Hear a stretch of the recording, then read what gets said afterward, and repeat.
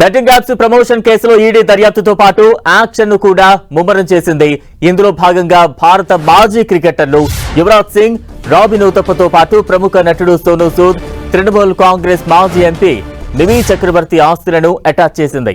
ఈ జాబితాలో నటి నేహా శర్మ, మోడల్ ఊర్వశి రౌతేలా తల్లి, బెంగాలీ నటుడు అంకుష్ హజ్రాల ఆస్తులు కూడా ఉన్నాయి. మనీ లాండరింగ్ నిరోధక చట్టం పీఎంఎల్జే కింద ఈడీ తాత్కాలిక ఉత్తర్వులు జారీ చేసింది. జప్తు చేసిన ఆస్తుల్లో యువరాజ్ సింగ్ కు చెందిన 2.5 కోట్ల రూపాయలు, సోనూ సూద్ కు చెందిన 1 కోటి రూపాయలు, మిమీ చక్రవర్తికి చెందిన 59 లక్షలు, నేహా శర్మకు చెందిన 1,26,00,000, రాబిన్ ఉతప్పకు చెందిన 8,26,000, ఊర్వశి రౌతేలా తల్లికి చెందిన 2,02,00,000 ఆస్తులు జప్తు చేసినట్లు ఈడీ ప్రకటించింది. విదేశాల్లో రిజిస్టర్ అయిన 1xBet అనే అక్రమ బెట్టింగ్ యాప్ ద్వారా 1,000 కోట్లకు పైగా మనీ లాండరింగ్ జరిగినట్లు ఈడీ గుర్తించింది. ఈ కేసులో గతంలోనే ఈ సెలబ్రిటీలందరినీ ఈడీ విచారించింది.